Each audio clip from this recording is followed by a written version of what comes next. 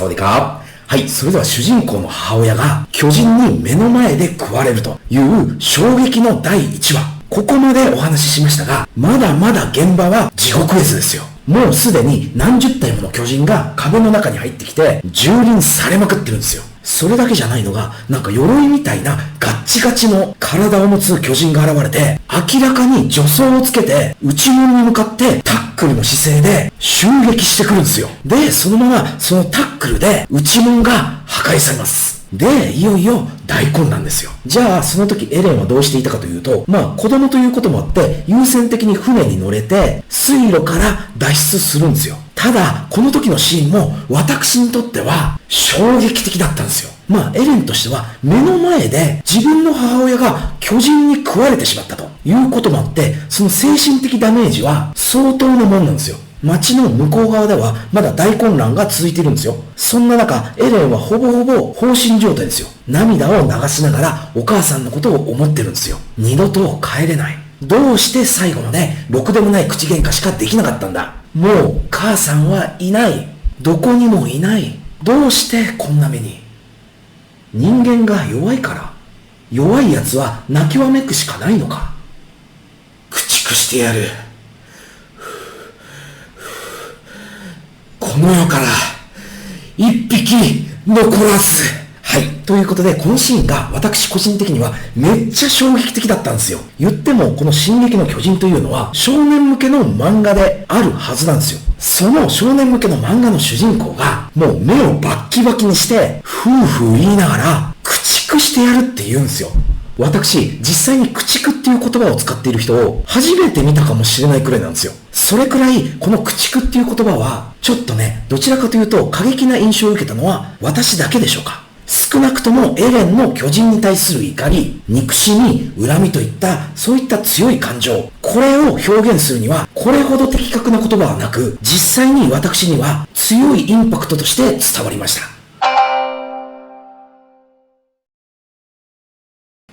はい。ということで、話は5年後に移ります。エレンは15歳。と、その前に、5年前、あれからどうなったのか、ということなんですけど、超大型巨人は、壁の入り口をサッカーボールのように蹴った後、どうやら消えているんですよ。そしてもう一方の鎧の巨人、タックルしてきたやつですね。これも、内門を壊した後に、姿を消したようなんですよ。で、その他の巨人。この作品内では、こういった知性のない巨人のことを、無垢の巨人という風に呼んでいるんですが、この動画でもそのように統一してまいります。で、その無垢の巨人ですよ。これらの脅威は終わることはないですよ。だって、もう一番外側の壁、ウォールマリアの壁が壊されていますから、どんどん巨人は入ってくるしかないですよ。なので人類はウォールマリアを捨てて、真ん中の壁であるウォールローゼまで撤退することになるんですよ。で、そうなったら迷惑するのがウォールローゼ内にいる人たちですよね。シンプルに食糧難に陥るんですよ。そこで人類は壁が壊されてから翌年、領土奪還をかけた総攻撃が敢行されるが失敗。人類は領土の3分の1と人口の2割、これは約25万人を失います。で、これは表向きには奪還作戦という風になってますが、要は口減らしの意味合いもあったんですよ。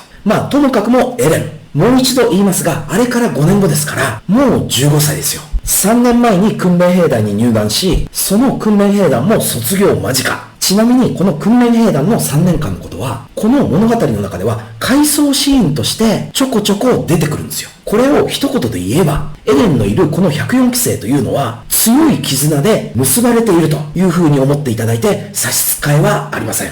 これはただの仲良しということではないですよ。やっぱりこの進撃の巨人という世界観の中には巨人という脅威があるので、どうしてもこの訓練兵団の訓練というものは相当に過酷なんですよ。その過酷な訓練を3年間一緒に乗り越えた上での絆のことですよ。で、もうエレンも15歳ですから、顔も結構凛々しくなってるんですよ。で、その時エレンとその他数名の104期生は壁の上、これは2番目の壁のウォールローズのことですね。に登ってメンテナンス作業をしていたんですよ。で、その時エレンは他の同期の奴らと話していて、ちょっと力強く思ったのか、人類は勝てるという風に思うわけですよ。エレン自身もこの3年間、過酷な訓練をやり抜いてきたわけじゃないですか。なので、50メートルの壁の上からの景色を眺めながら、人類の反撃はこれからだと、希望のシーンから一転、エレンの背後に超大型巨人が現れるんですよ。で、結論から言ってしまうと、このウォールローゼの外側の壁が破壊されます。エレンは早速、反撃を試みるも失敗。いや、そもそもどうやって反撃するか。巨人の急所っていうのは、この辺りにあるんですよ。頭より下、うなじにかけての縦1メートル、幅10センチ。この範囲の一部を削ぎ取ることで、巨人を倒すことができます。ということで、エレンもその超大型巨人のうなじめがけて反撃するんですけれども、いいところでその大型の巨人は煙にまみれていなくなってしまうんですよ。で、ちなみにこの地区のことをトロスト区と言います。このトロスト区というのは、第2の壁、ウォールローゼがあるじゃないですか。ここからちょっとはみ出して出城のような区域になるんですよ。なぜこの出城を作っているかというと、巨人がこの360度壁があって、どこからやってくるかがわからないじゃないですか。なので、この360度の壁があって、このトロスト区のような出城を4カ所東西南北に設置してるんですよ。で、そこには人間が住む。こうすることによって、巨人は人間のところに寄ってくる習性がありますから、人類は巨人に対する脅威をこの4つの区に絞れますよね。で、今回超大型巨人に壊されたのは、この出城の部分、トロスト区の外側の壁なんですよ。だから、まだ、ウォールローゼの壁は壊されてはいないんですよ。そこでこれから、このトロスト区の攻防戦になるわけなんですよ。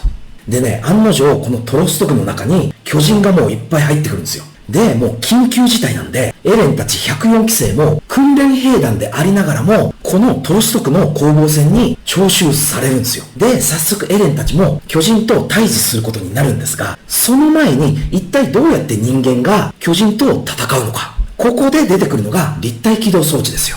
前回の動画でもちらっと言ったんですが、これは言葉にするより実際に映像で見てもらった方が早いと思うんですが、要するに腰に装着した立体起動装置からワイヤーが出て自由に飛び回れるんですよ。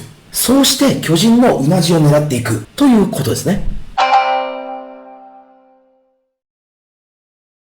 で、エレンたちが巨人に向かっていくじゃないですか。すると早速、同期のトーマスってやつが巨人に食われちゃうんですよ。それを見たエレンが激高するわけですね。よくもトーマスを絶対に逃がさんと言って、そのトーマスを食らった巨人を追いかけるんですけど、その途中でなんと他の巨人に足を食われちゃうんですよ。エレンがですよ。っ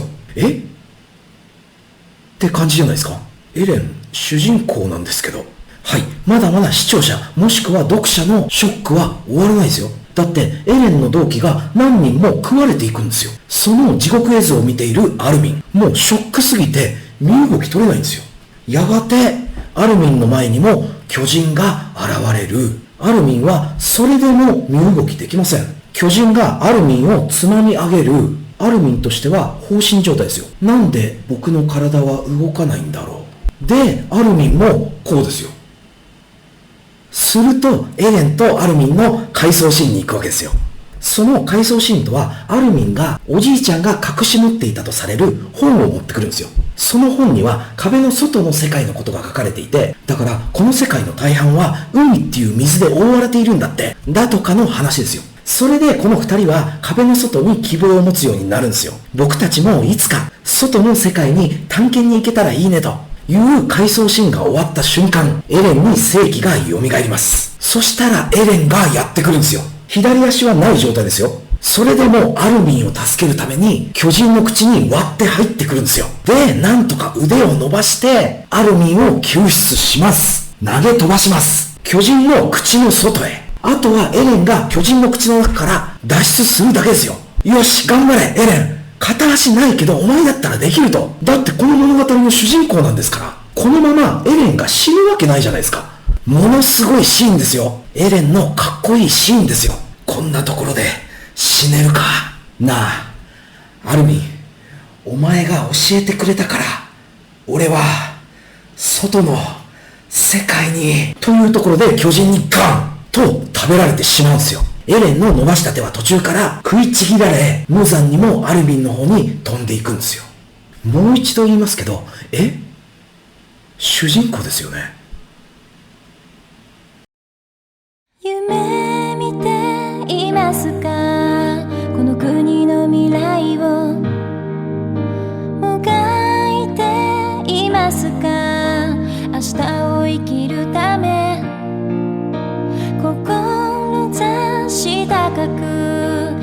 抜けた同士の使い切られた命に